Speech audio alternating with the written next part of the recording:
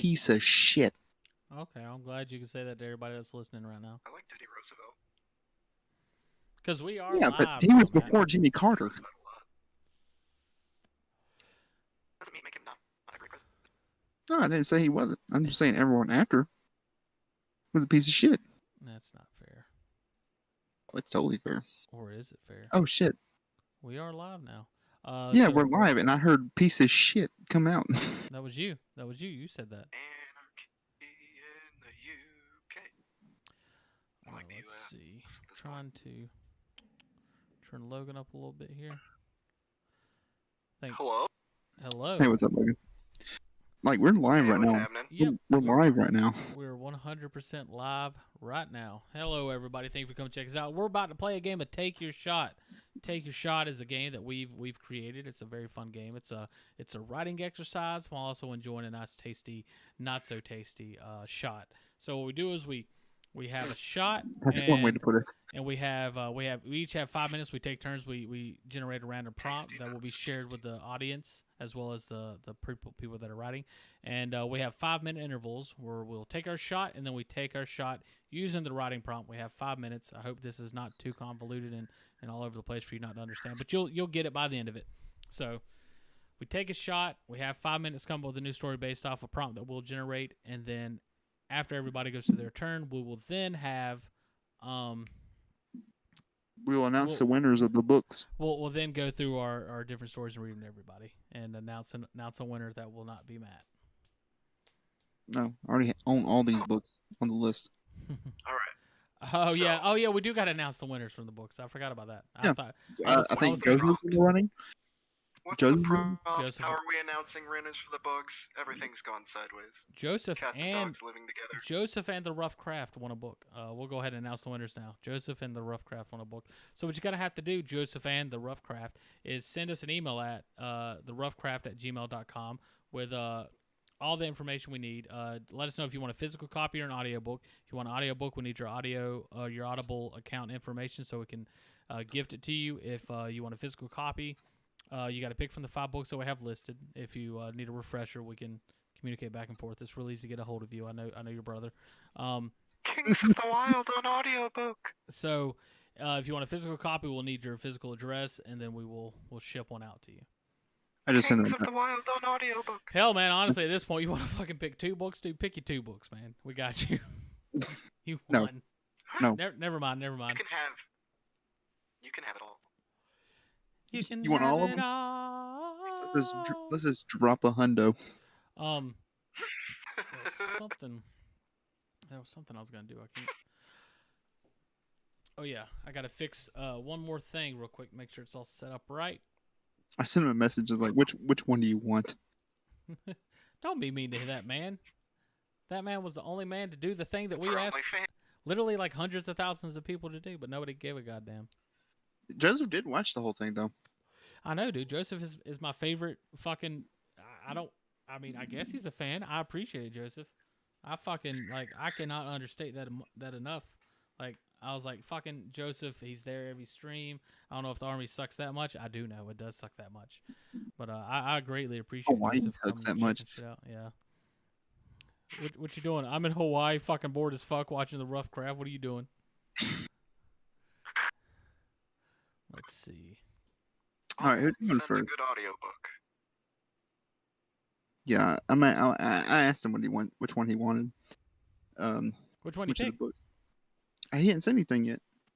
Okay, well, cool. That's a good segue into playing a game of Take Your Shot.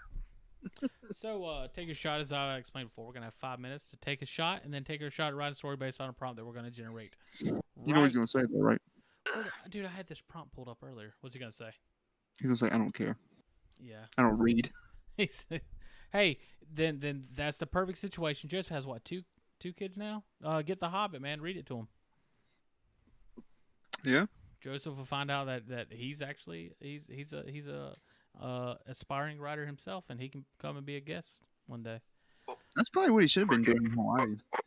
Or get Kings of the Wild on audiobook and laugh your ass off. The thing about anything involving the military is it's not about how do you kill your, and it's not about what should you be doing with your time. It's about just trying to doing whatever you can to make the time go by. That's all you're doing. It's like, whenever you're at work and you have, 8 hours and you're like, oh, the day's dragging. What do I got to do to make this day feel like it goes faster? It's like that, but your fucking life is that. You start playing penny toss. What's penny toss? I don't know. You fucking you figure it out and you start playing it though. Yeah, you toss a penny. You see that spot on the ground?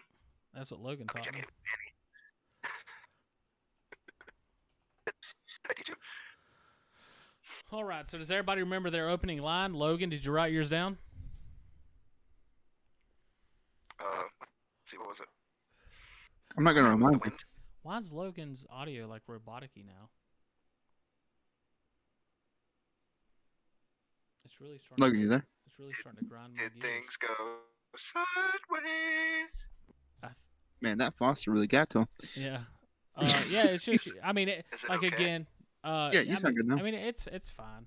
You do sound robotic-y here and there. I don't know why it's changed now all of a sudden, but I'm fine with that. It doesn't, I mean, we've recorded what we need to record. Now this is just for fun, so.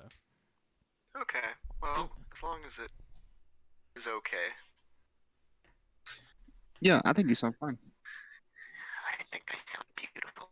Oh boy, not when you said that. You sound like salad fingers just now.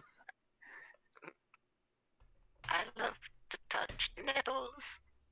What's that voice effect mod you got going on? Spoons. So salad fingers.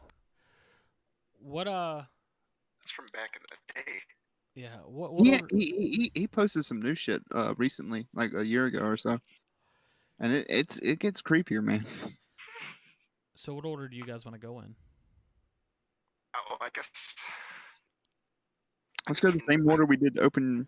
I went with my first line, so I guess I have to go first all right. again. Right. You let us know when you're ready to go, Logan, and we will start the clock. Oh, actually, no, hold on. Yeah, there. Fantastic point. That's what I was about to. I forgot about it. I was about to say something right when you said something. All right, so we got six different not categories, but 6 different points to our prompt. It's going to be the main character, the secondary character, the setting, the situation, the theme, and the character action. The main character will be a man in his late 30s who can be quite courageous. Secondary character will be a man in his 70s who can be quite helpful. The setting will be the story begins in a desert. The situation will be a family celebrates a homecoming. The theme is a story about escape, and the character action is your character approaches the situation extremely carefully. So I'll go ahead and copy that, drop it in the Discord for... Can you repeat it one more time? We got a man in his late 30s who can be quite courageous. A man in his 70s who can be quite helpful. The story begins in a desert. A family celebrates a homecoming. It's a story about escape. Your character approaches the situation extremely carefully. He came like the wind. Okay. Oh, he came hard. So I wish I could crack open a beer in order to do this, but I guess we'll just do it this way. Well, let us know whenever you're good to go, and I will start that timer for you. Oh, God. Okay, that was a lot. All right. I'm guessing you're good to go. Foster's Timer has taking started now.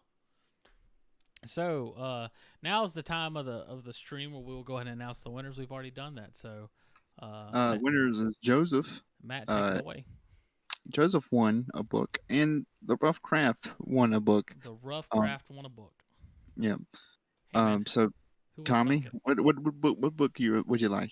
I think I'm gonna have to go with, after everything you and Logan talked about, I'm gonna have to go with The Hobbit, man. It's my favorite.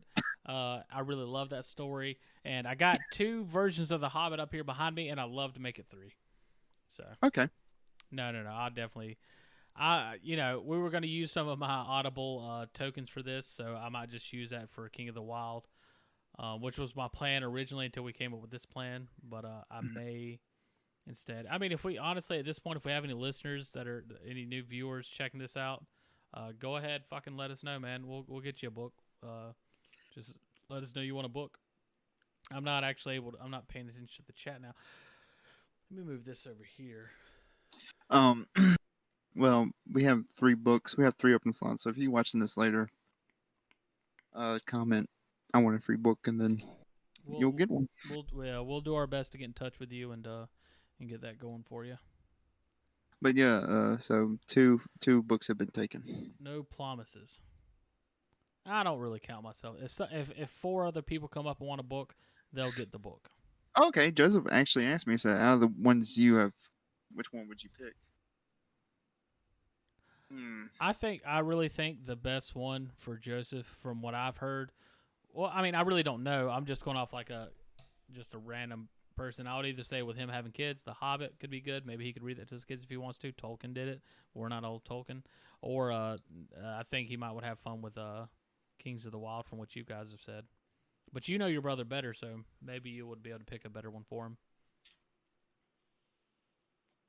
Yeah, I just sent him the link to the YouTube. He's gonna come in here and we'll chat. We'll chat it up. Okay, yeah. So I'm sitting here talking to nobody. Well, I mean, I was talking to you, but We kind got- of talking to him. We got 2 people. No one's talking though. Yeah, it's not. Let me see. There we go. We got the viewers going on now. Yeah. So if anybody watching, breaking! Mega Millions 1 billion jackpot drawn. Oh, we got to fucking end this stream. I got some fucking Powerball to win, and then you guys will care. Then you guys will come watch the Rough Craft. No, you said it. You got 2 minutes 20 seconds left. I don't know, man. I bought some tickets. You know, the only tickets I buy are scratch offs. I don't think I've ever once bought like a Powerball ticket. I bought it when I heard it was at 1 billion. I was like, okay. It says drawn, like the Mega Millions. The numbers have been drawn. I don't need that sort of. I don't need something to get excited about to get my hopes fucking tarnished on. What do you mean? I don't have much to say. How much time do we have? You got 1 minute 39 seconds. Okay, cool. Plenty of time. But yeah. Okay, they're about to be drawn. They haven't been drawn yet. This show is enough of an excitement / letdown to me that I don't need to fucking queue up for Powerball. Which I don't even know what I'm talking about, man. This show, this is all for fun at the end of the day. So this show is exactly what I want it to be. Learned a lot of new stuff, done a lot of new stuff, created a lot of new stuff, and I'm fucking super psyched about all those new stuff. So this show has done everything that I asked of it for me.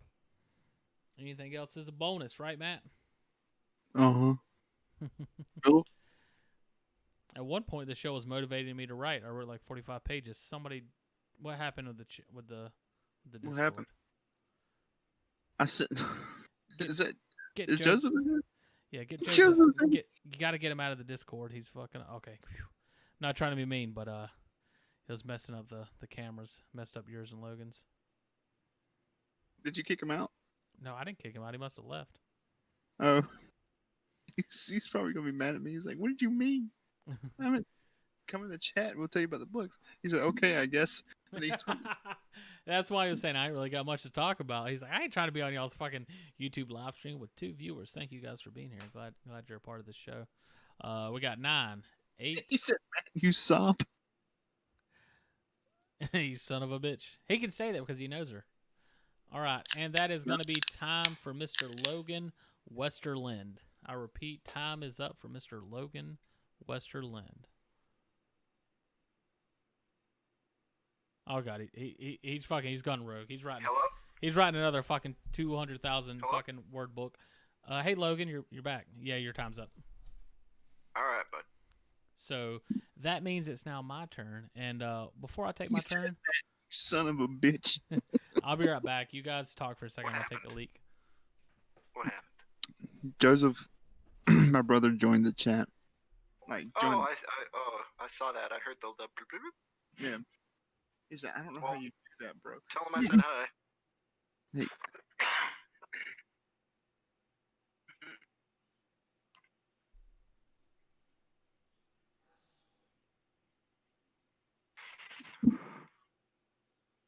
Are you on the right? Are you writing? Are we writing? Tommy went to go pee. Break? Tommy went to go pee. Dang. Yeah.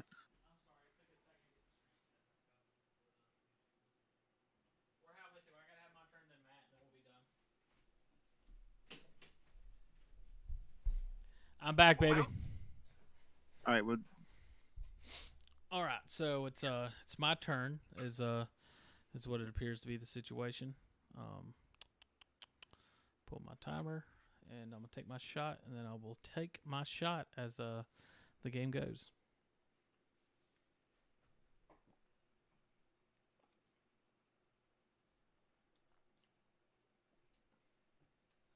Ooh, liquor is not fun and or good. It's a fun thing. Yeah. I mean, I mean, It helps you write. It gets the imagination going. But when you're in the editing mode, you want coffee. Liquor and beer, that's for writing. if I'm being perfectly blunt, I'm hyped for all of it. What you what do you do to get the creative juices flowing? Well, you know something? Realistically, I'm listening to audiobooks during the day because I own a pool company, so I'm going from pool to pool and such. But then the other thing is music. For me, definitely can do that for me. Uh, I'll do a quick little shout out. If you haven't heard the album Apex by Unleash the Archers, great album.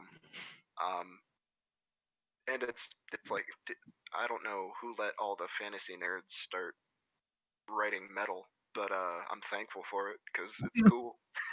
Yeah. You shared that in the Discord before, didn't you? Yeah, that entire album by them, Apex in particular, is brutal. It's like if Grimdark was an album, that's what it would sound like. It's pretty cool, and the lyrical content, you'll see all sorts of inspirations that I draw from that. That So album in particular is fresh on my mind. A couple of tracks I have as chapter titles. Oh, really? Um. 10,000 against one. Yeah. Oh, that was Legionnaires, wasn't it? It was Legionnaires. Yes. Motherfucker singing "What a Beautiful World" and hacking down elves, and it was just like well, Mars. I mean, but was it good? Oh yeah, it was good, but Mars, I don't see how he's gonna be evil. I'm like, you don't see that, dude. The dude is grinning ear to ear.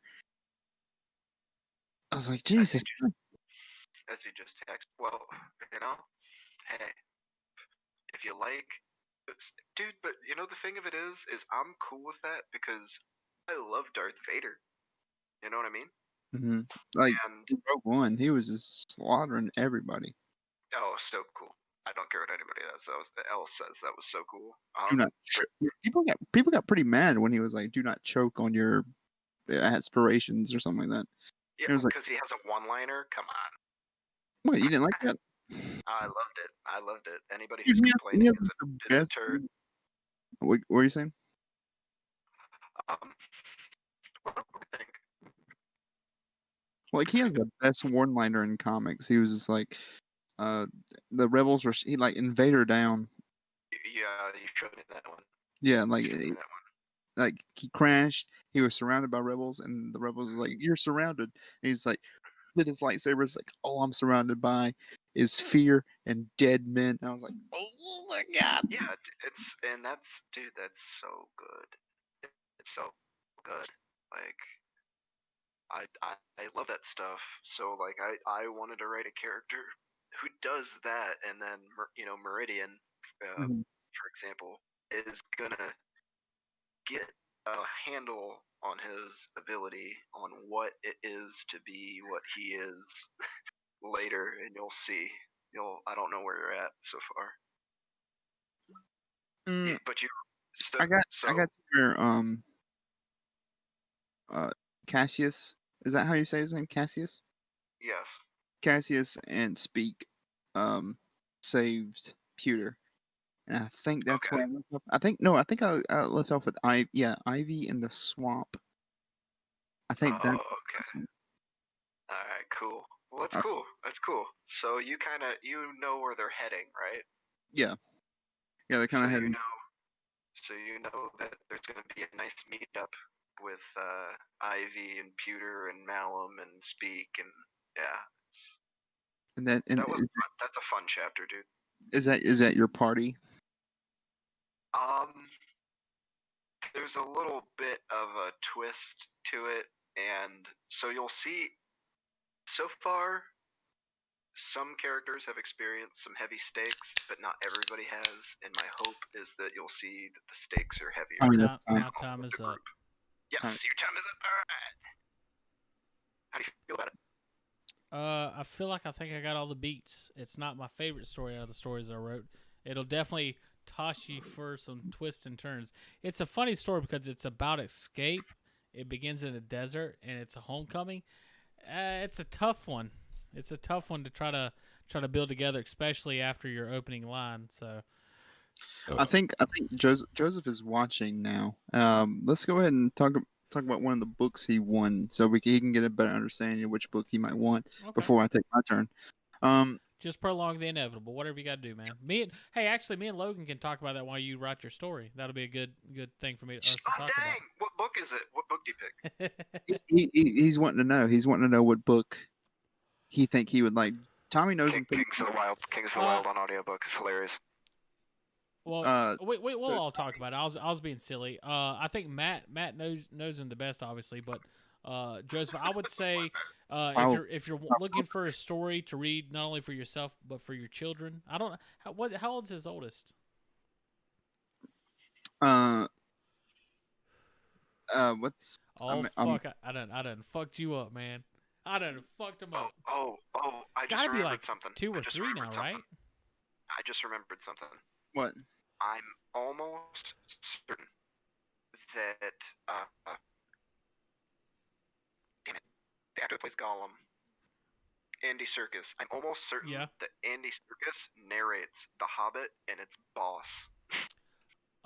Yeah, I haven't listened to The Hobbit on audiobook. The guy that narrates it to me has always sounded a lot like, well, me. That's a great joke. Wonderful. But yeah, I would say the Hobbit's good, Joseph. I mean, again, you get physical or audio. It's up to you. If you need something to listen to while you're sitting there shoveling fucking dirt out of a foxhole, you got some shit to listen to. The Hobbit's. I think the Hobbit's a good, simple story that anybody new to fantasy can listen to. I don't know how much you listen to fantasy, but it sounds like King of the Wild is very similar in that sort of aspect, but it's a lot. You get a lot more humor out of it. But if you want to read the story to your kids, I would say Joseph said he's more into end of the world type stuff. Okay, well then yeah, it sounds like definitely either the Warded Man or the Road from what you had put. Oof. Yeah, the Road. If there wasn't hair on your chest, the Hobbit. Haven't read on your chest. I think The Hobbit's a good place to start. If you're wanting to read any fantasy, that's definitely the best place to start. But it sounds like the Kings of the Wild could be the same good place to start as well.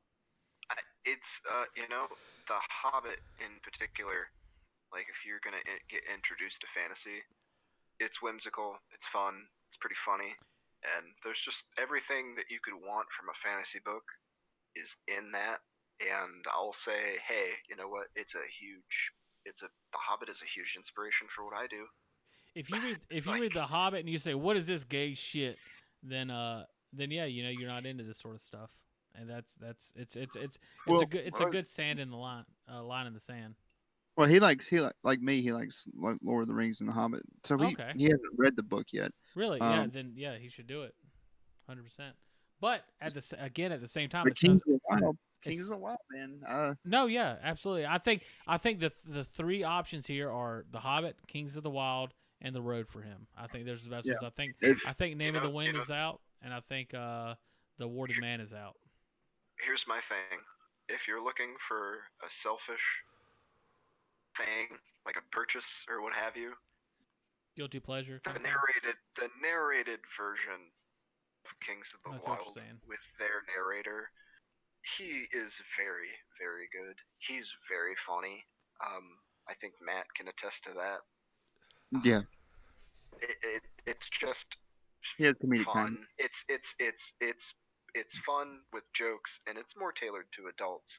Whereas Hobbit over time now comes off as a kid's story, but you know what? It's still The Hobbit's a great book. Hobbit's a great book.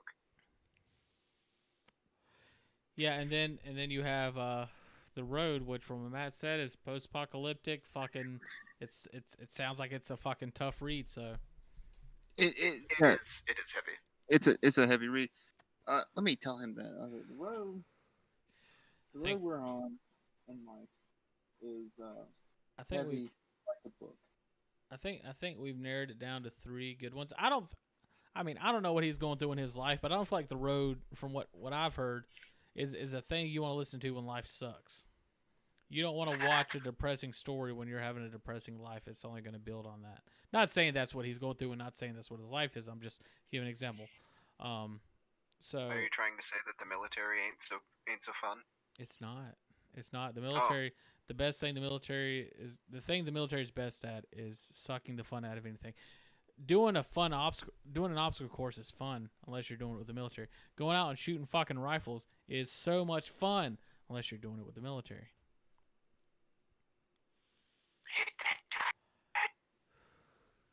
You broke up a lot, man, but I agree 100%. So there's a thing.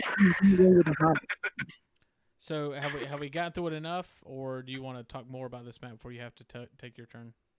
Well, he thinks he's going to go with the Hobbit. Fantastic option. Hey, how much was the version of the Hobbit you gave me? If he wants to, like, if he's going to read it to the kids, he could get the same version you got him. I mean, we got the fucking extra money since nobody else chimed in. We could get him that version of it so he can have a visual representation version. I'm going to ask him, does he want audible or physical? And I've got 3 different physical copies of The Hobbit. Never mind, I'm taking The Hobbit. I gotta have a third. I can't get outdone by Logan, you know. But you got a fucking graphic novel. He's got 3 versions of it. I gotta have 3 versions. The only book I've ever read more than once is The Hobbit. I've read it 3 times. The same copy. This copy right here, to be exact. Ooh, I'm excited. Show me. Show me. This here is the copy of The Hobbit that I've read 3 times. Ooh, yeah. I don't have that one. I like it. Yeah. What I like to do with it is like to take the cover off of it. I never do that. But yeah, dude, and it's like, again, like for me, this book, like Matt held it for a while. Show up full screen your camera so he can see the graphic novel version. Gotcha. I can do that for you, Joseph. Neat. So this is the, and I'm showing it just for Joseph, so it might look like it's at a weird angle for you, Logan. No, that's pretty clean. That slight angle you have to it was pretty clean. Ooh. Yeah. So it's pretty much like a comic, and I would be lying if I said I've read it at this point. I have not yet, but I've only went through the beginning. I imagine it mostly just tackles a lot of the dialogue. I mean, it's pretty lengthy for a graphic novel. It's like a trade, and as you can see from the pages, there's a ton of fucking dialogue within the pages. But just reading the first page, it definitely is like I compared it to the actual book. And it's, word for word, like the opening and stuff like that. In a hole in the ground, there lived a hobbit. Not a nasty, dirty, wet hole, nor yet a dry, bare sand hole. It was a hobbit hole. And what does that mean, Logan? Comfort. That means comfort. Nice, Brad. Who doesn't want to live in a hobbit hole? Yeah, it really depends on what you're... Like Logan said, is it for selfish reasons? Is it for personal reasons? Is it for your children? Is it for you? That's kind of really... If you want to feel good, The Hobbit and Kings of the Wild are both good choices. They'll make you feel good. I love Hobbit. I love all the fucking shitty maps. Like, look how fucking terrible this map is here. And that's what makes it great. Look at that fucking terrible map. I love. You almost gotta wonder how often they reference the hand-drawn maps that he did. I don't know. Can you see the picture of Gollum there? Is that top left? Top left? Yeah, top left. Let me see. Yes. Yeah, cool. Yeah. It's yeah, so he shitty. wants the graphic novel version, so he can Mara can look at the pictures. Okay, cool, man. Cool. I Yeah, think that's a good one. my favorite image on here is of. It's so fucking great, man. And that's one of the things I love about The Hobbit is the way they describe the dwarves, is how they have their beards tucked into their belts and stuff like that. If you just, I'm wondering who drew these pictures. You have the scene where the hobbits or the dwarves are in the trees, or Bilbo and the dwarf, and the wargs are at the Coming up thing. on 'em. Yeah, and they're in the trees and stuff like that. So you have the image of them, and you see all 13 of the dwarves in the trees and the wolves, and it's such cool imagery. Hopefully you can see it there. Yeah, and I gotta say, I know that Tolkien purists didn't like the Hobbit movies, but boy, Yeah, fuck 'em. when those wargs come up and they got the hobbits on the edge of the cliff and they're tossing Yep. fire pine cones. Yeah, Yep. It's great That's stuff. that's Great where, stuff. and I think we've talked about this before. It's just it's I had the same sort of response when I watched The Hobbit. I'm like, what is this? This isn't the story I remember. And if you watch the movies with the mindset of it has to be exactly like the book, you're not gonna have a good time. But if you shut the fuck up for 5 seconds and realize, Just let it happen. why did you like The Hobbit? Because it's a story about it's the simple story of dwarves going to a mountain. Like, I don't have to get deep into it. I don't have to be super like a literary fan or anything like that. It's the story of dwarves going to a mountain to kill a fucking dragon. That's the story of The Hobbit. And if you watch the movie, you're getting that same. You win twice, brother. You get it twice. You get the book version of it, and then you get a totally different version of it, which is based on a similar version. It's just like that. Mirkwood is what killed me. It wasn't the same. Like the fact, like, but I get it, man. Like when you're watching a movie, like the barrels, they fucking put them in those barrels tight, make sure they can't get out, because they're going down a fucking waterfall and shit. They're going down a river. But in the movie, they're sticking their heads out and stuff like that. So, but you got to do that. Same reason why a lot of superhero movies, it shows the characters, the superheroes' faces outside of their masks and stuff. That's the reason why Thor doesn't always wear his cool ass helmet. It's because it's for visuals. Well, it's because he's gorgeous and women want to look at him. And, movies. hey, you know something? I want to look at him too. Yeah, to be honest with you. movies and stuff are visual, so you got to kind of do that. But I'll tell you, real quick, my favorite part in The Hobbit is whenever. And I have to watch the movie again to see how it is. I've read the book more than I've watched the movie, but it's been years since I've read the book. But anyways, when Bilbo's going into the cave where Smaug is, at the very first time, when they're like, "Hey, go in there, see what you see," and he fucking starts talking to Smaug, and it's fucking cool, man. He's like, Yes. I can't remember all the things, but the main thing I remember is he calls himself the Barrel Rider. It's such a fucking cool scene, man. Where he's basically. He's calling himself the legend that he later becomes. He's named. Yes. It's so fucking cool. Yes. And you nothing happens there.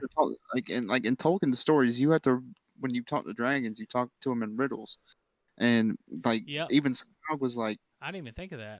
Maybe the name of maybe the name of your pony was Beryl, and that's why you were a barrel rider. And I was like, it's so fucking cool, man. Yeah, see, I didn't even make that connection. That's fucking that's cool, man. And the thing of it is that the buildup of that lore, and like if you get into Dungeons and Dragons, and even Tolkien himself, like the different dragons have these different personalities, and basically the reason that he was able to have that much time to even be down there is intelligence. This dragon's like, you know what? You're entertaining me long enough for you to live. He's hitting them fucking rolls, man, and it's just. The whole scene is so cool because the whole time Bilbo's fucking sweating, and he's fucking bluffing the whole fucking time while he's there trying to figure out a way to get out of there and stuff like that. Smaug. Is that who it was? Yes, he was cool as Smaug. When you realize that it's Doctor Strange, and then you go, oh, it's Smaug, and it's just cool. I liked him. I almost want to say that like we give too much credit to Tolkien because we're like, this story is, for me personally, this story is so perfect. Even like the character of Gollum, like he hits all the perfect fantasy beats, I feel like. But it's the reason we say that is because he created the perfect fantasy that then created fantasy from then on. So of course he hit all the beats because we're stealing from that motherfucker. So did he do a great job of creating the perfect fantasy, or is it just that everybody has stole from him so much that it seems like the perfect fantasy?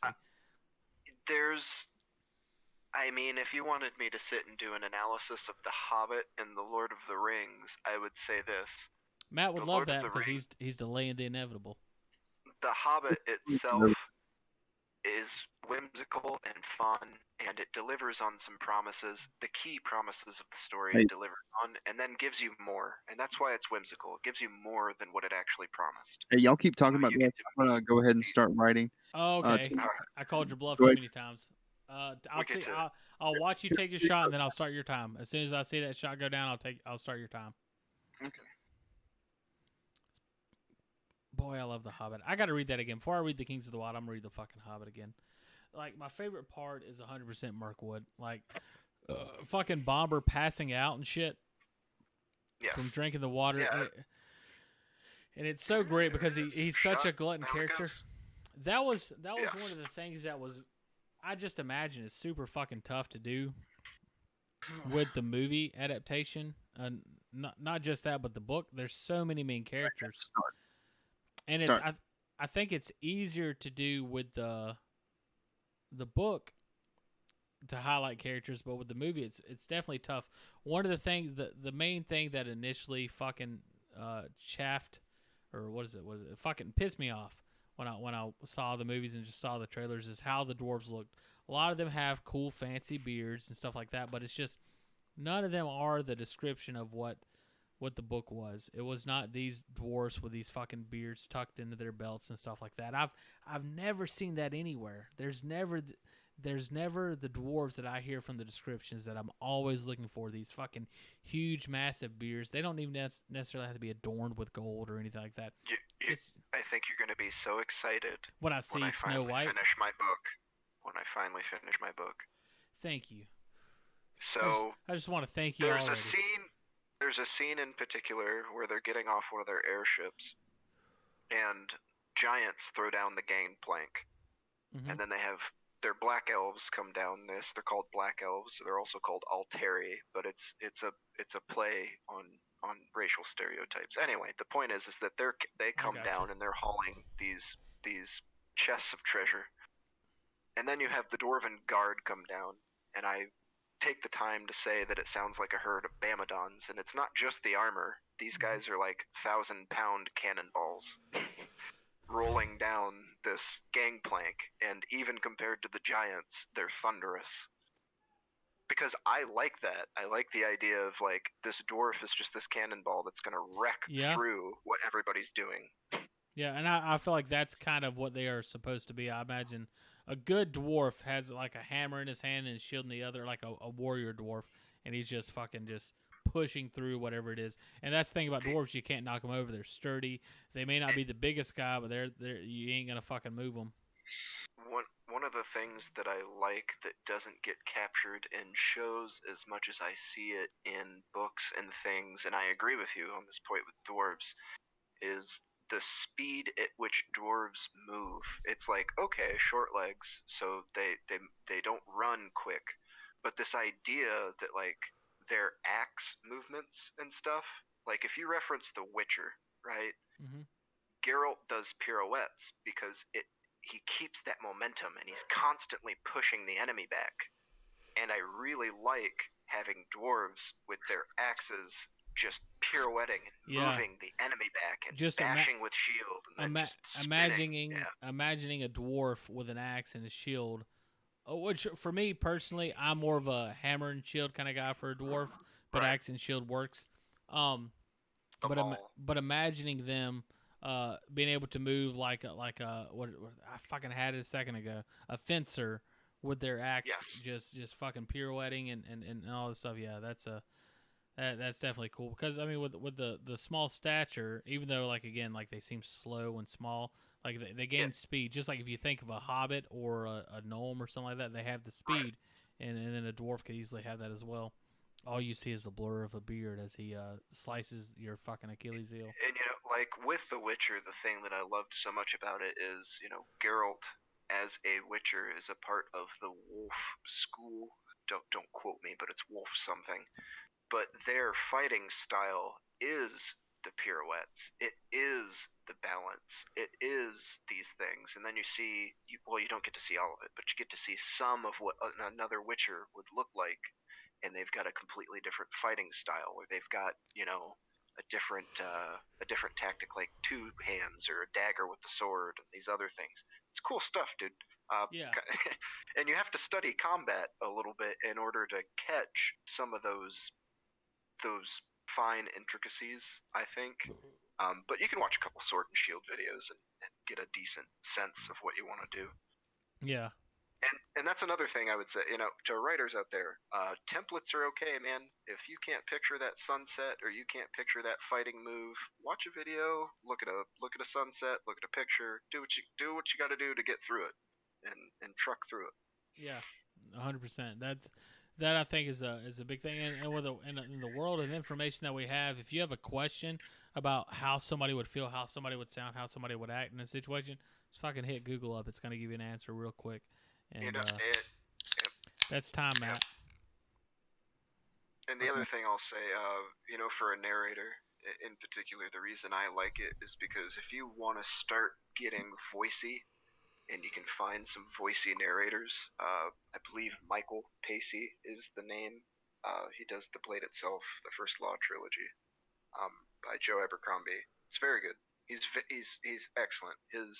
Even his women sound pretty good, which is hard for the dudes. But I love it. I liked it. He's excellent.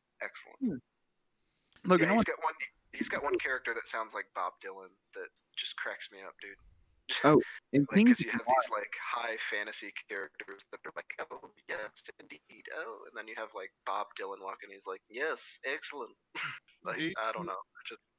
in Kings of the Wild, there was 2 mistakes in the audiobook. Okay. Yeah, he repeated himself twice. Maybe it was intentional, and you're just terrible at reading stories. I don't know. I'm just kidding. I'm gonna ask if you caught those. I don't necessarily know, but I'll listen to it again. Yeah, for the 4th time. I'm gonna listen to it again the 2nd time after the Blade. All right. Oh man, no! After the Blade itself, you're just gonna go straight into the First Law trilogy. I can feel it in my bones. Oh yes. No, you can't get half the story. You can't get half the story. You'll get. Yeah, you just need to be ready for that ride. Sorry. Okay. No, I can't wait. I can't wait till Monday. Yes, I can. I have to wait Monday. So let's go ahead and read our stories here, everybody. So Logan, you have the privilege of not being a bitch and going first.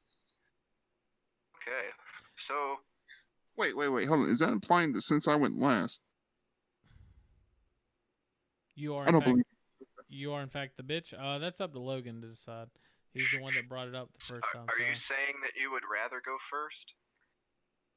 I mean, to take away the B card, then yeah. Well, no. Do I have to? Okay, reading your story first versus writing your story first is two different stories. Because I almost like this better now that it's not a competition. I like that it just becomes who gets the B card. I think that's better. That's All right. right. So you're saying that I have to accept the B card now and go last in place of your first, Matt? I don't know. Are you a B? I'll be a B. Last. You go first. Ooh. All right. I'll go first. Life couldn't beat him down any further. Earl walked through the desert, dragging Sal through the coarse sand. Sal thought it would be wise to hunt a snake in the desert for their dinner. Unbeknownst, the snake was venomous and it bit him, and he fell. Whether it was courageous or idiotic, Earl couldn't say, but they had to escape. Behind them, in a cloud of dust and sand, came the marauder. Sal, in his greed, had lifted the marauder's famed sword, Anubis's Bane. To Earl kept going, the marauder only a few miles behind. His next step was firm, but his step was firm until it wasn't. A fluttering in his stomach told him that he was falling. Ancient bricks and darkness surrounded him and an unconscious Sal. He woke up, and then that's where time came. Man, he was dragging his buddy. Yeah, he was dragging his buddy behind him. He was just dragging his unconscious. He was like, so it was like Weekend at Bernie's, but he just has one friend to carry him, not two. And there's a dude trying to fuck him up. Yeah. I gotta be honest, like it. Matt. I like that you finally left the fucking outline format, man. It's nice I like to it's nice to finally hear you write a better story than me, because I know you're a better writer than me. So we've done this before. We were gonna write stories Wow. together, and Wow, he goes first. He still gets shit on. I would write a story. I would write a story, and then Matt would write the same story from a different point of view. And I'm just like, what the fuck was I even wasting my time for? Like, it's so much better from what Matt's done. And like, through playing Take Your Shot, I've always been like, I guess Matt's not a good writer. I don't know what's going on. Apparently I was wrong. He's an asshole. And he just finally proved himself to be himself that I knew himself to be. So that is good. So Logan's going last. I'm still second. So I'll go ahead and read my less entertaining story, and I do also. I will not forget this point, Matt. We will later go through and make sure you hit all the points, because I don't know if you did. Only I didn't hit one. Hey, man, that means you lost. All right, so I'll go ahead with my story. So the sound ricocheted through the corridor. Darren walked down to see what could be causing such a thing. He never shied away from danger. Sand poured through the cracks of the walls as he dove deeper into the underground cave. He hoped it would hold strong, and continued on cautiously. The sound came again, but more clearly. It was an elderly voice saying, "This way, my boy." Was that Uncle Ed? Darren thought. He walked deeper. Finally, he reached an opening. It was dark. He reached for a match to light a torch that was conveniently laid on the ground. He held it up and he heard, "Surprise!" And he jumped, which was a lot for a man of his bravery. Uncle Ed stepped forward. "Welcome home, son." Darren looked around to realize that Darren looked, which was a lot. Hold on, sorry. Darren looked around to realize he was in the cave that he grew up in. He hadn't seen it in years. Suddenly, a loud creak echoed around the cavern. Ed's face grew cold, and then he heard it before. Ed's face grew colder. He'd heard it before. Then Darren saw the roof give way, and he shouted, "Run!" He shouted, "Run!" Sorry, I know I kind of fucked it up there at the end trying to read it, but yeah, I think you get the picture. I like it. Good. Okay. My favorite part about this stuff is learning the story as you go on. Yeah, because you have to Answer come up home. with it on the fly. It's not. That's some easy thing. Right, so Logan, it's guess now I have on to you. go. Yep. Yep. You do. I would go, but I've already went, so. Okay. I come as the wind, and we must leave just as quick. Calavar sprinted past the stained glass windows, pulling Breton behind him. They moved through hard shadow to colorful dying light. The old man could hardly keep up, and beads of sweat formed on Calavar's forehead, but never dripped in this arid wasteland. Just outside the cathedral doors, 40 men stood with torches and steel, hard armor on harder men. "Where are we going? My family. I just can't leave them," Breton replied hoarsely, panting as he trudged behind Calavar. "My liege, you have no heirs. Your remaining family are women, unfit for throne and leadership." "No!" Breton yanked his arm from Calavar's firm grasp.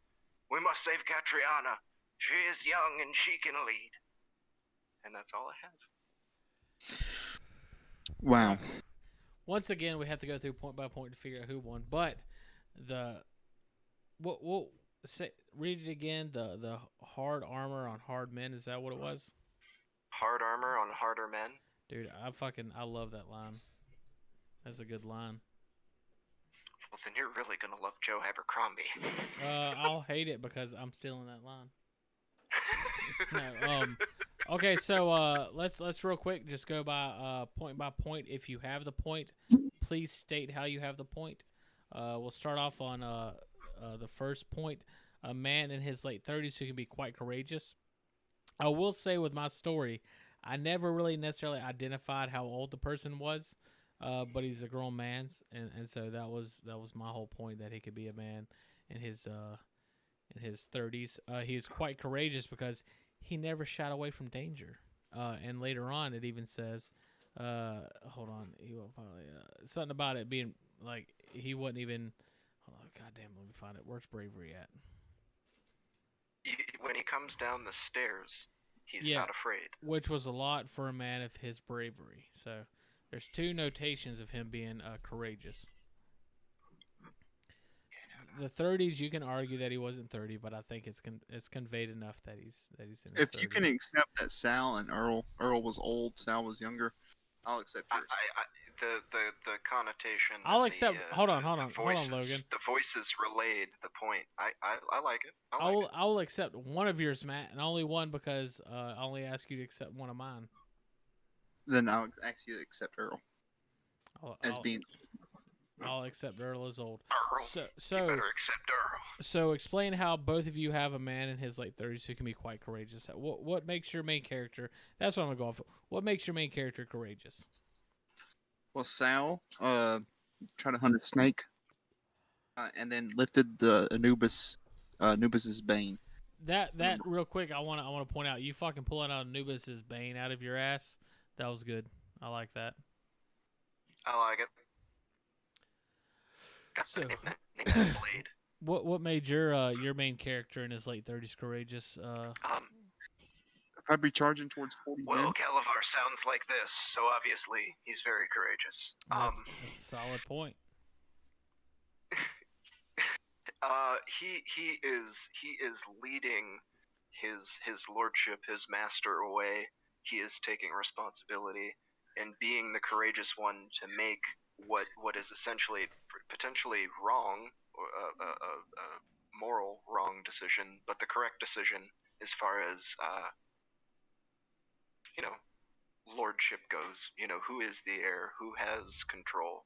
Well, our old man Breton has control. He's the one who can be a lord, and it can only be passed to men. I tried to convey that. Okay. Yeah. Well, I heard it in the way you did the voice of the character. Dude's old as fuck. that helps Yeah, a lot. I was trying to relay those things through the character, the voice of the character. We do get some liberty with that. I think it's good. I think all of us hit those. I think all of us hit the age groups real good. So I didn't explain Earl too well, but Tom already said he accepted it. So yeah. So I like Earl. The next one Earl. the next one is a man in his 70s who can be quite helpful. Which this one's where I got a little bit lucky. My line that conveys all that information is, it was an elderly voice saying, this way, my boy." And what's funny about that is I totally forgot about the who can be quite helpful, but the line he said was quite helpful. So it worked out perfectly. And I say pass. it says, oh yeah, no, I mean I'm not even arguing with anybody. It definitely passes. It was an elderly voice, the man in the 70s, who can be quite helpful. He's saying, "This way, my boy." Was that Uncle Ed? Who knows? We'll find out later. It is. It's not safe to go alone. Take this. There you go. But yeah, so I got lucky with the "this way, my boy." Like I just wrote that, and then whenever I was going through at the end here, trying to make sure I hit all the lines, I saw who can be quite helpful. I was like, he said, "This way, my boy." That's enough. Link, my boy. Earl is dragging Sal through the desert. So if that's not a helpful person, I don't know what is. But that makes, from the way I remember your story, correct me if I'm wrong, that makes Earl seem like the main character, though. You could be a part in the story where Earl is taking the centerpiece. But the only part in the story that I'm in is the part that I'm listening to that you wrote for this specific thing. The only thing that it says right there on the Discord is a man, and then another one that says a man. Yes, but we have but the first man is the main character. The second man is the secondary character. It sounds like your secondary character is your main character. The second taken at the present time.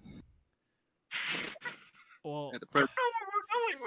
I don't know if that's true or not, Matt. We can only go off of what we have in front of us, and we don't have the canon. We don't have the canon. We don't have the lore sheets. You're like, well, I mean, maybe maybe Earl was the main character at this point, but he wasn't the main character of the whole story that I didn't write. Yeah. Asterisk so far from Matt. Looking like Okay, Logan's gonna run away with this. I put an asterisk on my page. If I have one asterisk. I'm about to win it on Matt Clark rules. Go ahead, Logan. In particular, my man in his 70s that was helpful was Breton, and his helpfulness is, no, I'd rather not leave my family, and at the very least, I'd like to take, this younger, well, I pictured granddaughter, because He's she being can helpful. lead, she's strong, he's trying to help, but he's also being helped, I guess. Yeah, He's no, being that's helpful fair. to the kingdom or the tribe. That, Yeah, and saving the old man to kill off the essentially young women, because he's only got these women in his family, and that hits the family homecoming thing. I try to convey that without saying it. That was my biggest question with both of y'all's was the homecoming situation, but I didn't have the homecoming. Okay. So that's another asterisk. Well, we'll get to the homecoming in a second. I think we've all hit a man in his late 70s who can be quite courageous. A man in we've hit the first two topics. I read them backwards. Matt's just was a little bit backwards. His man in his 70s was the main character. So the story begins in a desert. I think we all hit that, right? Where'd you start out? You had cracks in the sand. So yeah, mine said sand poured from the cracks of the walls as he dove deeper into the underground cave. That was my way to convey that he's in the desert. Logan? Beads of sweat formed on Calavar's forehead, but never dripped in this arid wasteland. There, yeah, that's fantastic. So hot that the fucking sweat doesn't get a chance to drip because it's fucking evaporated. There you go. Fuck deserts. That shit's like a rock because it's solid. Go ahead, Matt. I didn't hit. Thanks. I didn't hit the homecoming. I hit the sand. I hit the desert. We're on the desert right now. We'll get to the homecoming next. Okay. Well, Earl was dragging Sal through the sand. And I'll be honest, just for me personally, whenever you said Anubis, that to me immediately made me think of Egypt, made me think of desert. So it's set in Egypt. It brought me there. Yeah, that already was enough. Just Anubis's whatever it was enough to got bring me the from right 6 to imagery. midnight. Yeah. So the next one is the story, or as a family celebrates a homecoming. Mine is super in your face conveyed when it says he held it up, referring to his torch, and he heard surprise and he jumped, which was a lot for a man of his bravery. Uncle Ed stepped forward. Welcome home, son. Darren looked around to realize he was in the cave that he grew up in. He hadn't seen it in years, so he was back at his childhood home. Yeah. Very in your face. Yeah, as far as hitting points, you hit those points every time. I gotta say. That feels like an underhanded comment or underhanded compliment. Backhanded comment. Backhanded. There you go. He's like, you sure do hit the points. I'll just go fuck myself then. This is like whatever Matt would do his previous outlines. We're like, yeah, you got the point. That's not fair. I liked the imagery of what you were conveying, and I liked that things went to a cave. And I liked that sand was slipping through the cracks. Thank you, man. I like the sand slipping through the cracks, too. I have sand slipping through my cracks every now and then. That's the question of your story, Tommy. Right, How was it a surprise if the main character knew he was going into the cave he was born in? Hold on. Say that again, Matt? How did the main character know it was... How did the main character get surprised when he knew it was a cave that he was born in? He didn't know. How come everybody's going to shit on me, but now you're the one pointing out continuity errors? He didn't know. It says right here, Uncle Ed stepped forward, welcome home, son. Darren looked around to realize this was the cave he grew up in. How did he not realize that? He hadn't seen it in years. Okay. It's a desert. Imagine you're walking through a desert. You know what a desert looks like? The fucking rest of the desert. Hey, I can go through some areas and still find the caverns of time. What you're saying is you agree with me? No. That I got it right? It's a fucking desert. He walked into a random cave in the desert, following an echoed voice, and then he gets there and he's like, "Oh shit, this is home. Like, how did I get here?" He's wondering. The idea that you don't get to see here is he's coming back from a war. He's on his way home. Best He's part of going. this is listening to the two of you go at it. He's going in the direction that he remembers, and he wanders into a cave, thinking it could possibly be his home. He's hearing a voice echoing through the corridors. He walks down, grabs a torch, lights it, and then bam, yeah, he's home. He's surprised. He's home. It's a homecoming. It doesn't matter if he knows that it's his home or not. It's a homecoming. That's the goal. Oh, I know. I'm just asking, these questions that the readers will ask. And I'm just giving fantastic answers. Go hard on each other. No Matt finally changed up his format, and he's making damn sure he still wins, though he will not. He's drinking that fucking liquid bourbon right there, so he's ready to win. I turned it into that homecoming shit. So he's feeling saucy. So how was y'all's homecoming? My homecoming was they fell, and it felt like home because they both got amnesia afterwards. That's fair. I'll take that. They thought that the cave was their home. That's fair. I'll take that. I like that. It's a different version of being home. Okay. I'll say you got that point. Put an asterisk right there. Is that the one you thought that you didn't get? No. The homecoming was going to be Anubis's Bane coming home to a couple of zombie mummies. Oh, you just didn't get that far? Yeah. That would have been cool. I like that. I like that a lot. Because Anubis's Bane was my favorite part of your story anyways. All right, so Logan, how was your homecoming? Well, I mean, I got laid, but that was a long time ago. I get it. Was that, homecoming dance in high school. Was that in the story? I don't remember that part. Yes. No. Hold on. Joke. Thank you. Oh, no, we're not in Zencaster anymore. I could do the badoom if we were. So, the homecoming is this. Where are we going? My family. I can't just leave them, Breton replied hoarsely, panting as he trudged behind Calavar. The idea is that he has come home to his family, and what I probably should have done is said something at the end of that, like, I've only just arrived, and I probably could have drove that homecoming point home better. I think that works. Again, Hey, as long as you can explain where it makes sense that it happened, like Matt couldn't explain how his secondary character was his main character within the confines of the story that we're trying to create. You can explain how that's all coming, so I can be on your side there. I'm not trying to be against you, Matt, as much as I want to be. It is what it is. So, whatever. I don't realize I'm home. We all agree.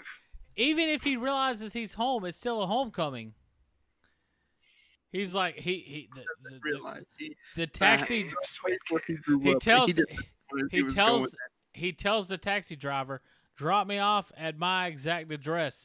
The taxi driver drops him off. He walks inside the door, and he's at his home. He knew it the whole time. He told the taxi driver to get him there.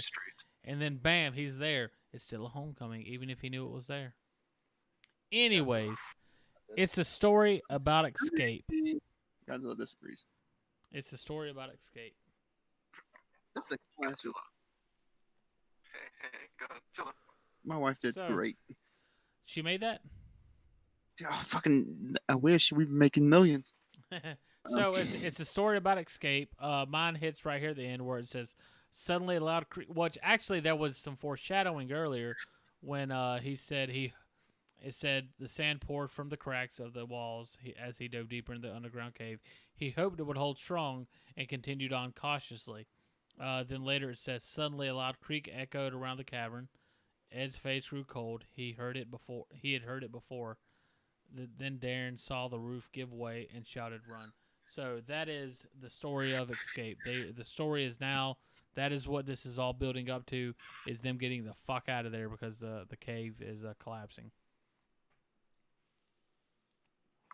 So that's my story of escape. How's your story of escape, Mr. Clark? They're running away from the Marauder. Can you explain it through your story? Like read some lines. Yeah, the marauder was behind them in a cloud of dust and sand. They needed to get away. I don't believe you. Go further. No, I'm just kidding. Go ahead, Logan. I pretty much doubt it. All right. X'd out. So I guess the entire thing was the escape. Calavar sprinted past the stained glass windows. They moved through hard shadows to the colorful dying light. You know that he's been moving because there's beads of sweat, but they dry quickly in the arid heat. There's 40 men outside, which leads you to believe that these 40 men probably have ill intention. And then he's pulling his lordship along. That was where are we going? that was My what family. conveyed it to me was him pulling him along, and to me that was obviously you're not pulling somebody to not escape, whatever it is. And that hopefully was my cell that they're trying to escape, but maybe I didn't get quite into the carefulness of it, perhaps. That's the next one, which is what I was curious about with yours, was your character approaches the situation extremely carefully, and I literally had to go back and add a line just to make sure I hit that beat. And mine was, hold on. Darren, what now? The only thing I can speak to my careful escape is Calavar's opening line, I come as the wind, and we must leave just as quick. Well, it's not your character. It's not that they escape carefully. It's your character approaches the situation extremely carefully. Yes, that's my hope. Hopefully that's conveyed. Hold on 1 second. Let's see. I got the line in here somewhere. And it's funny that like a couple lines of dialogue or a few more lines could have sold it better. Yeah, here it is. Exactly. A few more. If I had one more sentence, I would have hit all 5. My original line was, he hoped it would hold strong, referring to the underground cave. And then I added in this, so I'll read the whole thing. He hoped it would hold strongly and continued on cautiously. So that was me. I went back and added in and continued on cautiously just to hit the beat of approaching the situation extremely carefully. Maybe that doesn't add on to the extremeness of the carefulness, but he approached the situation cautiously as he walked forward. So to me, that is conveying that point. I can see that. I see the caution to it. I get it. All right, my cautiousness is Earl. You make sure Sal, didn't suffocate in the sand. What? I don't buy that. How was? Yeah, the marauder was only a few miles behind. He was careful to keep Sal's face up. He was careful to keep Sal face up to not suffocate him in the sand. Okay. Whenever you read it that way, like when you say he was careful by keeping him from drowning in the sand, it doesn't sound like it. But whenever you read it the way you wrote it, yeah, okay, I see it. He was careful. It is himself. He is trying to be careful while escaping. Yes. I get it. Yeah. I like it. That definitely works. So either Logan, that or you twisted us far enough to accept it. Logan, go ahead. And that's the key. Yes. I had to sell it to and like this is another thing about why I love Take Your Shot, because most like Tommy told me this. Most writers starting out, most authors start out with writing short stories, and I think this accomplishes that. Yeah, to a degree. In a small way. Yeah, to a degree, it sharpens your quick thinking and world building. That's what Take Your Shot's always been. It's been a quick exercise it's a writing exercise. We found the fucking perfect game for what our show is. I think. I like it. Logan's like, whatever. It's my favorite part. It is easily my favorite part of the show. So we got to drop the rough craft and just do Take Your Shot, and hopefully people are interested. Hey man, it's easy. It's easier and more fun to do that. So Logan, how did your character approach the situation extremely carefully? Well, he's like, my character didn't give a fuck. Logan's thinking. He's thinking. He's like, okay, hold on. Hey man, if you can find it in the writing, you can do it. You can win. You can win it all now. I guess the carefulness of it would be You can have can it. careful can carefulness be conveyed through secrecy? So moving through hard shadow. Careful. What would be well? He's got hands on his lordship. He's trying to make sure that he's leading his lordship, that he's in front of his lordship. So I guess you maybe let's put an asterisk next to that. He wasn't as careful as he could have been. All right, everybody. I think we all agree 100% that there's no asterisks on my story, and that means Tom won. Woo! Okay, you may have hit all the points. Hold on. Real quick before you say what you're about to say, Matt, I think what you just said is you may have hit all the points, and I believe that the whole time doing this whole thing 100% has always been, your whole thing has always been hitting all the points. That has always been your argument. And yes, I hit all the points. Go ahead. You may have hit all the points, but whose story is better? Whose story's better? Oh, boy, it's definitely a tough draw between me and myself. No, 100%. It's definitely a tough pick between you and Logan. I'd literally have to listen to them both side by side once again to pick. There was, and I'll be honest, when I'm listening to y'all's stories, there's times where I kind of zone out because I'm looking or trying to do something else. But there's definitely, with these stories specifically, there's certain points that definitely stuck out to me. The hard armor on harder men stuck out with Logan's. The fucking Anubis's Bane, like I'm like, where the fuck did he pull that out of? Like, I like it. It's good stuff. So it's definitely, it's hard. Logan's was the one where he was dragging the man, right? No, mine was. He's pulling his lordship, and then Matt is dragging his ally, his old ally. So this is the first time we've had similar stories, I guess, because you guys are doing a similar thing. It's tough because that was gonna be my line it's in funny the desert to see sand. both our brains go there. Yeah. I was gonna pick whoever drugged the guy. That was gonna be who I was gonna pick because I like that idea. But you both motherfuckers did it, so I don't know, man. You tell me whose story was better, Matt. Do you really think your story was better than Logan's? Comes down to a coin toss. No, both of y'all's stories were really great. I really enjoyed listening to them. What's the most you've lost in a coin toss? Here we go. About 50-50. What is the most that you've lost in a coin toss? Let's go ahead. What's the highest value I've lost in a coin toss? Because I'm not a gambling man. You're not getting it. Hold on one second. Oh. Hold on. Let me see if I can look up the quote. Hold on. No. We're about to do a flip a coin on the stream. I got it ready to pull it up. I'm gonna hit enter and Hold on. Before you do that, let me read this. All right, and Logan, you're gonna do the other line. What's the most you ever lost in a coin toss?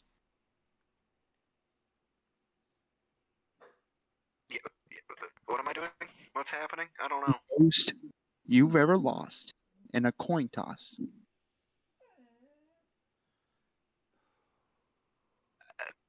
I don't know. Call it.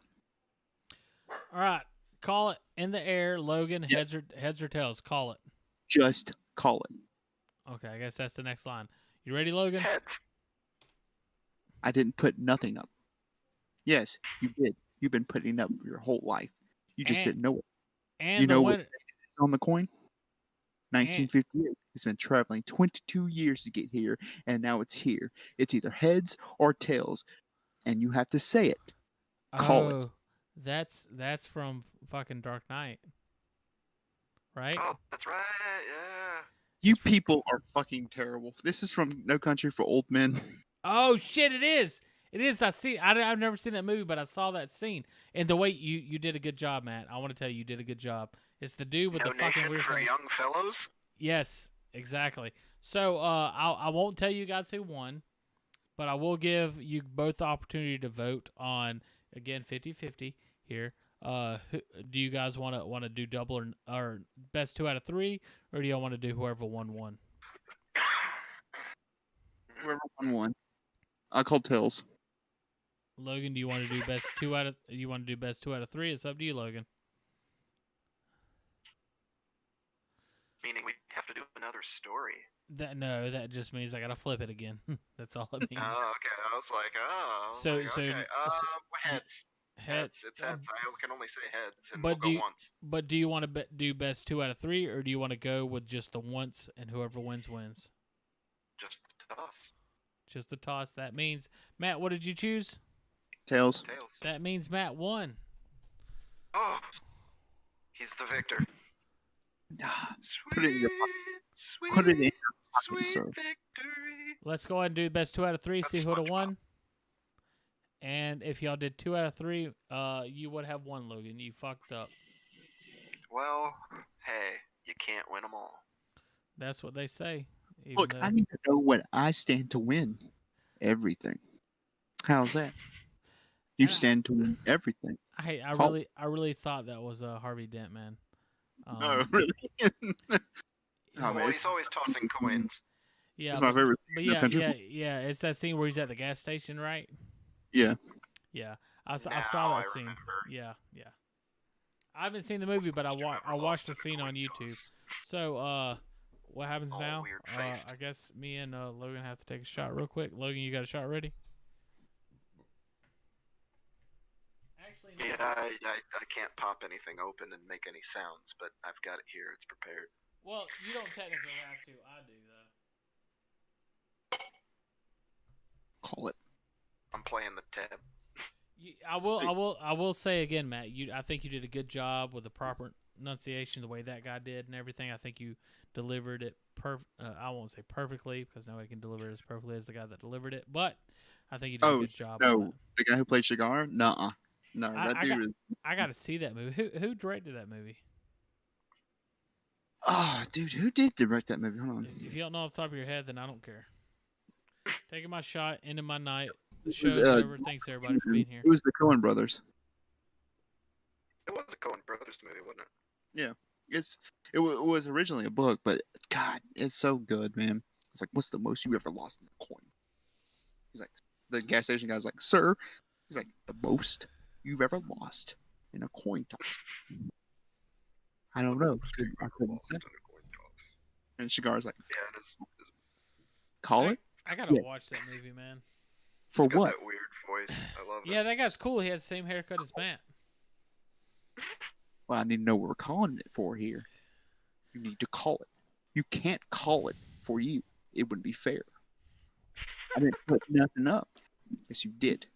You've been putting it up for your whole life. This has reminded me of a series we once did called Gambler's Ruin. Coin. Oh, man. Gamblers. Oh, man. It's really bringing me back to the old Rough Craft days of what the Rough Craft originally was. Way.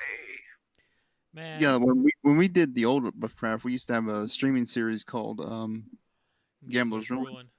Yeah, and what would happen Ruin was the stream, wasn't it? Yeah, that was the only stream we had. And what we do is we flip. It would be storytelling coin flips. So whenever a character made a choice, we flip the coin. Man, it almost and I hate because we've done a lot of work and build up to get to where we are right now with the way the show was today, and it really makes me think like we didn't get any more viewers doing it this way, and we did a lot of promoting. I spent $20 trying to fucking just get the word out, not to mention the $100 we were willing to spend on books. You know, that's a $120 production. Not to mention the time we spent. And I'm not saying that to like say, look how much money we're spending on this product. I'm not saying that at all. I'm just saying, look at what we put into it versus I'm having a come to what I don't know what the word is. Come to Jesus moment, man. I miss doing the Rough Craft. What the original Rough Craft was. Us just coming up with random stories, man. What do you think, Matt? Yeah, but I mean we wouldn't get anywhere with it where we are. Right now there's a chance. But like, may I? Yeah, go ahead.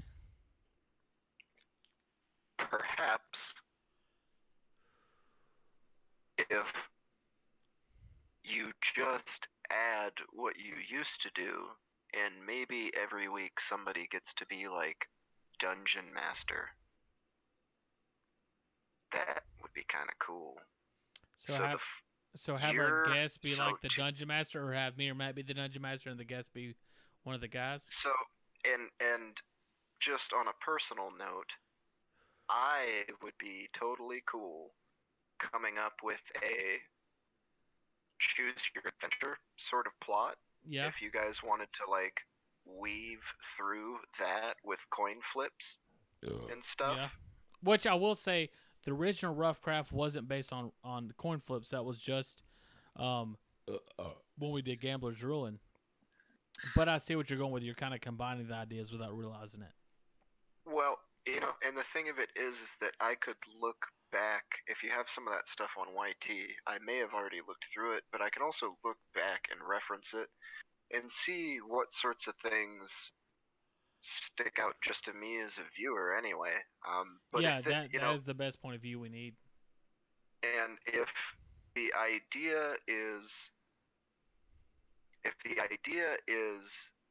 that one part of what you do is getting people involved with here's how you craft a story, but then the other aspect of it is here's us making a story and immersing in a story and just having some fun. That's the thing. I think that what you guys miss is the fun of it. Yes. And now I think you're working hard at it. And you're going, but this work isn't churning over this result that I want. And I would say keep trucking. Keep trucking. I think that you're closer to it than you realize. Well, I will say trucking is the one key element I think me and Matt both have with this. We have both been trucking, and that I mean that's it. That is the thing we are doing. We are constantly trucking and trying to figure out what this beast is. I like this idea of let's craft a story or let's move through a story on the fly. But the issue with that, idea. I agree. We agree that was the original idea. That sounds good on paper, and that's why we came to. Matt originally had the idea of interviewing aspiring and amateur authors. That's how you came aboard and everything. Right. Because we had the idea, or Matt had the idea of interviewing people like him and talking about their stories and giving them a platform to talk about, which I think is a fucking great idea. And I think that idea can be explored without specifically just talking about their stories. We can talk to you for an hour and a half without, necessarily ever talking about your specific story, just having your name out there. And if they like what you have to say, they're going to check out your work if you have work out there to be checked out. And then it then gravitated to what we're doing now, which is where we are trying, and this was, I think, my idea, is to gravitate more towards being informative. So informative and fun, having a fun conversation while being informative, giving people something where they put time in here. And so the two things we can offer here is entertainment and information. So, and that's what my goal is giving information through, like what you brought up today, immersive world building. We can talk to people about immersive world building. We could easily do the show once a week. We making up stories 3 times a week, and then once a month interviewing writers. That's the way we used to do it, but we just don't have the time anymore. We could possibly do it twice a month with the Roughcraft the way it was meant to be starting out. That's what I think in a perfect world. I really think we need to, just like what I was saying before we started this, Matt, before even Logan got on. It's like, what are we doing? Like, I'm so lost. Like, it's been so long since I've done this. But the problem really comes down to is how we're planning on putting this out there. If we want to put it out as a podcast, then we lose some room, because the amount of time we have left to put on the podcast thing, because the amount of money we're spending on it, and I don't want to spend any more money. I think $20 is enough. We only have so much time, which I think it's 3 hours a month. So if we can keep what we're doing here with Logan today, the Roughcraft down to, if we can keep that down to an hour and a half, then bam, we got, which we did today, by the way. We can then do an hour and a half of the original Roughcraft. So I mean, it's a conversation. Here's my question, just out of a curiosity. What made you guys decide to make the move from strictly YouTube to Facebook? That was me. Shut up, Matt, Okay. you son of a bitch. The reason I decided to move from Facebook, which me and Matt, which I talked to Matt earlier, and I said Facebook's a fucking pain in the ass. I don't know if I want to do this anymore. It's because I think we have a wider audience there, and it's simply off of the groups page. Look at it this way: for you to go to YouTube and find us, you have to go to YouTube and type in the Rough Craft. So you have to already know what you're looking for to find us on the Rough Craft. If you're on Facebook, it's so much easier to advertise and broadcast ourselves out there because we can join groups and say, hey, which I joined multiple groups. I joined a group that had 140,000 people in there. And I said, hey, is it okay? And I asked the admin of the group, is it okay if I post this ad here promoting our thing, giving a book giveaway? They're like, absolutely, 100%. I did 2 other groups. So 3 groups I promoted to that had varying from 30,000 to 140,000 people there, and they were okay with it. So that is the reason I wanted to move to Facebook, because it's such a more accessible thing to these groups that already have a kind of a rapport with, an attachment to, that was hoping that it would translate over. It didn't seem to be the case. Can I ask this? You can. Yeah. Let's say that for the first, okay, let's just say hypothetically we got on at 9 o'clock, but we started at 8:50. If from 8:50 to 9, that dead space of 10 minutes there, if we went live, can I then share a YouTube URL to this live thing, and then we spend 10 minutes just like on Twitter or Facebook or anything, just going, blah, blah, blah, blah, here it is, spam, spam, spam, spam, spam, spam, spam. Yeah. We can. That's something me and Matt talked about. Is called simulcasting. It's just which if you can take the Facebook stream and then stream it onto YouTube, you fucking go for it, man. I don't care. No. Here's I think you're not okay. Okay. So with that 10-minute space, we're live, right? On Facebook. And I can. I got you. Go ahead. My preference would be YouTube, because then you can quickly share that URL, and I can spam Twitter for 10 minutes. I can take 10 minutes to advertise all of this, and if I hit the right audience hashtags, really is what it comes down to, which I'm okay at, I'm pretty decent at, and I can ask a few admins for like writing community, etc. Hey, can I post this? Real quick, I'll put like a content warning. I want to make a note that Matt no longer looks like Chris D'Elia. He now looks like Michael Jackson. You see? Can you hit a hee hee? You saw the hair hanging down, right? I saw it. But okay. If you saw my hair right now and the fact that I wear a bandana basically 24/7 or a hat. I want to again just derail this conversation and add, and Matt, you tell me if you agree or not. Does Logan not look like Timmy? As in my brother Timmy? No, Timmy from the... Yes, your fucking brother Timmy. That's what he reminded me of when I saw him. I was like, that fucking looks like Timmy. Which, and I will tell you, what we make fun of Timmy the most for? Like, I think out of anything we make fun of Timmy for is for being fucking handsome. So, there you go. I'll send a picture of Timmy and this. Right. Let's see this. All right. His current hair may not make you see it, but I saw it. But anyways, no, I agree with you. I see what you're saying. Like, take that 10 minutes to basically just promote it, and I think that's what we've kind of done before. And honestly, from tonight's lack of success, I would say that and it's kind of an experiment. I really thought Facebook would be an easy opportunity to grab some people to come in and check it out. And again, at the end of the day, me and Matt's doing this for fun. You're here for fun. You're not here because you're trying to promote anything. You're here because this is a very enjoyable experience. And I like you guys, and I like what you're trying to do. Thank you.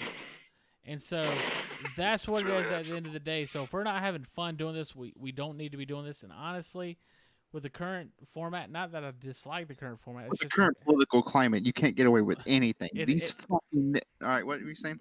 what, Matt? You son of a bitch. Nincompoop. This recent format hasn't been as fun.